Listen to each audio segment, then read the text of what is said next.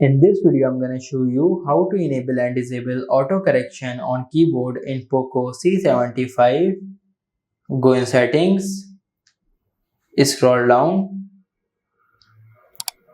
go in additional settings, go in languages and input, tap on manage keyboard, tap on Gboard. Now scroll down. Now from here, go in text correction, scroll down. Here you will find the auto correction option which is currently disabled. Now to enable the auto correction, simply tap on this toggle. Now auto correction is enabled. If you want to disable the auto correction, then again tap on this toggle. Now auto correction is disabled.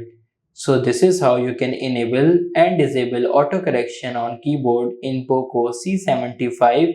If this video helps you, like this video and subscribe the channel.